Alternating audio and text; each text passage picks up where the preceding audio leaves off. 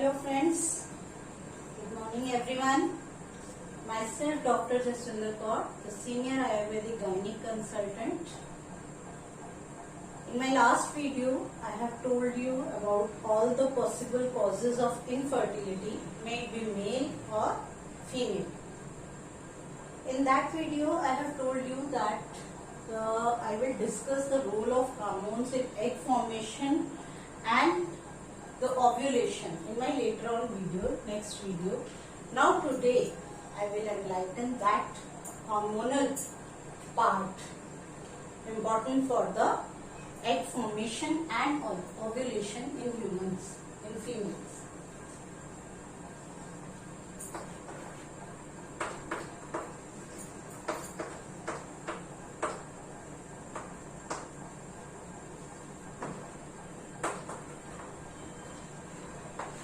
Formation and ovulation. First of all, we have to understand the ovarian cycle. Ovarian cycle क्या है? पहले ये समझना बहुत जरूरी है कि एग कहाँ बनते हैं, कैसे बनते हैं. मैंने पिछली वीडियो में बताया था कि at the time of birth 1 से 2 मिलियन फॉलिकल्स जो हैं उस साइड ओवरी में रहते हैं. ये जो हैं लगभग प्यूबर्टी के टाइम पे 3 लाख तक रह जाते हैं. बाकी सबकी डिजेनरेशन हो जाती है. 3 लाख जो प्यूबर्टी के टाइम पे रहते हैं वो पूरे रिप्रोडक्टिव एज में अबाउट 35 इयर्स ऑफ एज, जैसे अगर प्यूबर्टी जो है 12 to 15 इयर्स पे स्टार्ट हुई और 50 इयर्स तक देखते हैं, अबाउट 35 to 37 इयर्स की जो हमारी लाइफ है उसमें यही सेल्स जो हैं ये डेवलप होते हैं, यही फॉलिकल्स आगे डेवलप होते हैं और एग रिलीज करते हैं in every month. Every month एक ओवरी, दोनों तरफ से जैसे लेफ्ट और राइट 2 ओवरीज हैं, तो एक ओवरी जो है एक एग रिलीज करती है. Now comes in case of कि दोनों ओवरीज से जो है एग रिलीज हो जाए किसी महीने, तो ट्विंस की पॉसिबिलिटी भी होती है. होता क्या है कि फॉलिकल्स जब एवरी मंथ साइकिल जो है वो 10 से 12 फ्यू ऑफ द फॉलिकल्स, जो मैं बता रही हूँ कि इतने फॉलिकल्स रहते हैं एवरी मंथ जो है ओवरी में 10 से 12 फॉलिकल्स मैच्योर होने की कोशिश करते हैं. उनमें से सिर्फ एक एग जो है वो मैच्योर होता है, जिसमें कि प्रॉपर जो है जैसे सभी चीजें एक्चुअल में उसमें क्या है, बहुत सारे फैक्टर्स हैं मैच्योरिटी क्यों करते हैं. यहाँ हमें ये समझना है कि FSH रिसेप्टर्स जिसके ऊपर ज्यादा डेवलप होते हैं वो फॉलिकल जो है आगे पूरा मैच्योर हो जाता है. जब ये फॉलिकल मैच्योर हो जाता है, बहुत सारे फॉलिकल्स मैच्योर, ये बाकी के फॉलिकल्स जो हैं वो डिजेनरेट हो जाते हैं. एक फॉलिकल आगे मैच्योर होता हुआ जो है साइकिल के अबाउट 12 से 16 डेज इस टाइम पीरियड पे जो है एग रिलीज होता है फॉलिकल से, जिसे कि हम ओव्यूलेशन कहते हैं. इसे हम ओव्यूलेशन कहते हैं. ये वाला फेज फॉलिकुलर फेज कहलाता है. इसके बाद जब एग रिलीज हो जाता है, ओव्यूलेशन हो गई, ओव्यूलेशन के बाद एग जो है स्पर्म से फर्टिलाइज होके जो है जाइगोट बनाता है. बाकी जो बचा हुआ पार्ट है उसे हम कॉर्पस ल्यूटियम कहते हैं. This is called corpus luteum, और इसे हम ल्यूटियल फेज कहते हैं. साइकिल जो होती है यू ऑल नो 28 डेज की होती है, जिसमें से शुरू का जो 12 to 16 डेज है वो फॉलिकुलर फेज है ओवेरियन साइकिल में, और बाद का ल्यूटियल फेज होता है। अब 28 डेज का मतलब 28 डेज ही नहीं होता है। पेशेंट्स आके बहुत ज्यादा परेशान हो जाते हैं, 2 दिन पहले हो गई अगर डेट या 2 दिन बाद हो गई तो उसमें जो है पेशेंट्स बहुत परेशान हो जाते हैं। एक्चुअल में 1 वीक का जो है प्लस माइनस भी जो है वो नॉर्मल में आता है।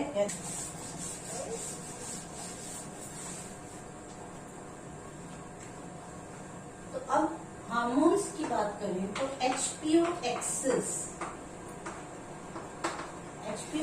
is hypothalamo-pituitary,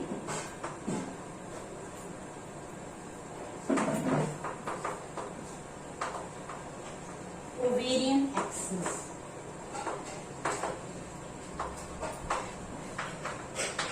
होता क्या है, हाइपोथैलेमस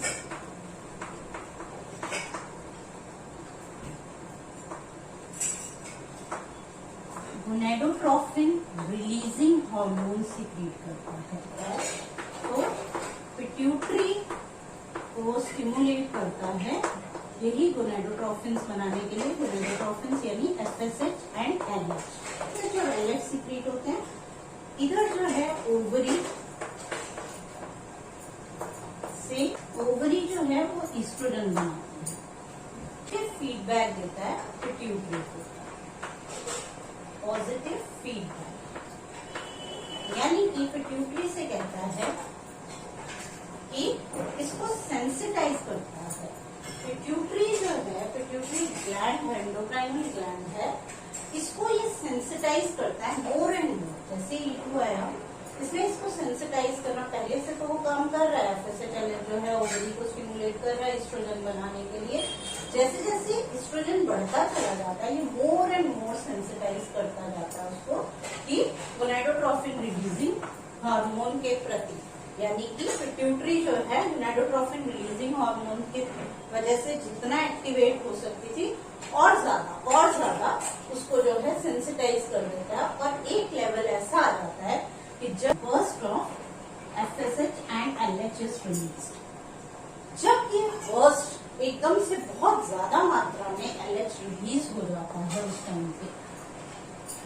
टाइम पे ओव्यूलेशन होती है और ओवरी जो है, फॉलिकल जो है वो एग रिलीज कर देता है।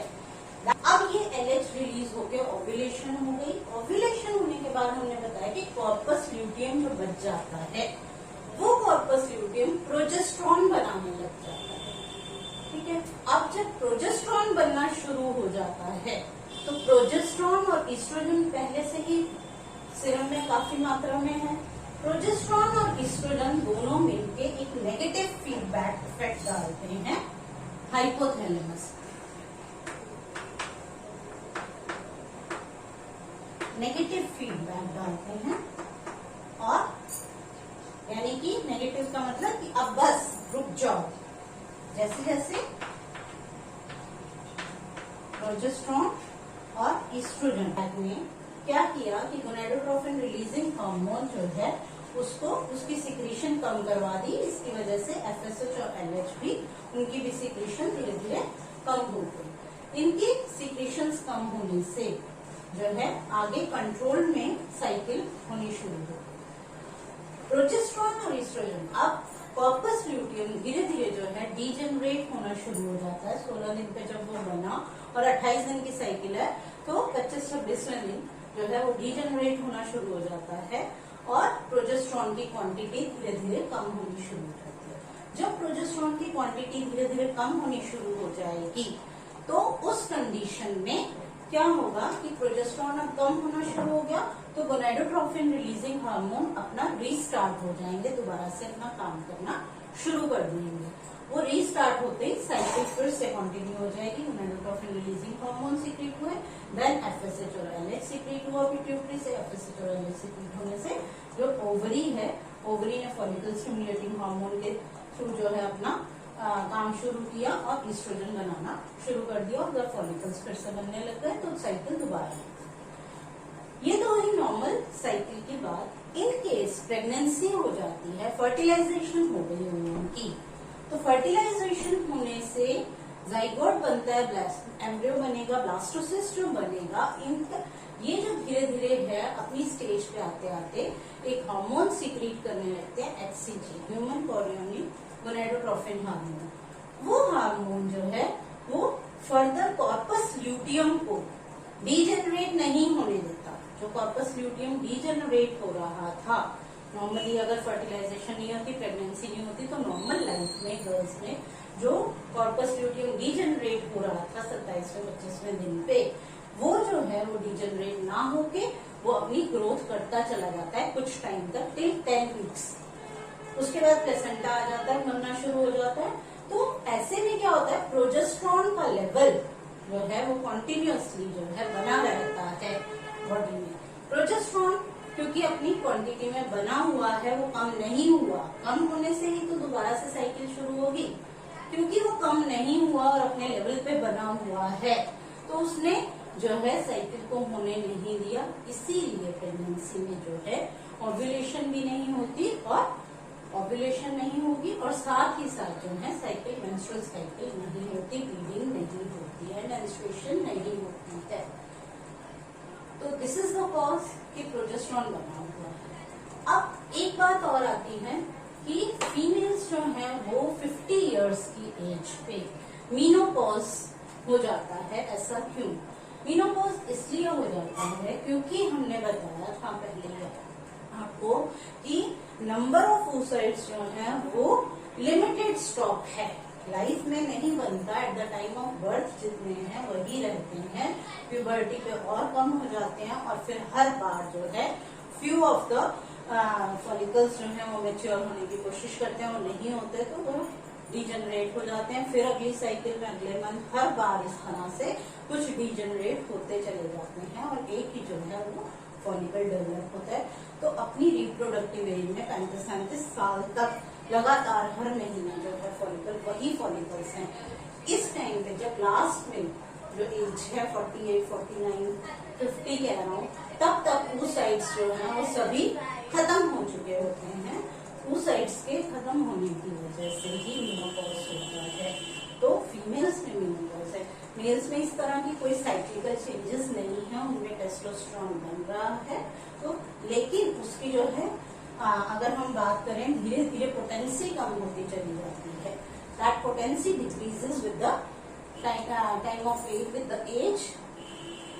तो ये एक और जो क्वेरी आती है माइंड में या क्वेश्चन रहता है पेशेंट्स के माइंड में, तो उस तरह की क्लेरिफिकेशन है कि व्हाई मेनोपॉज।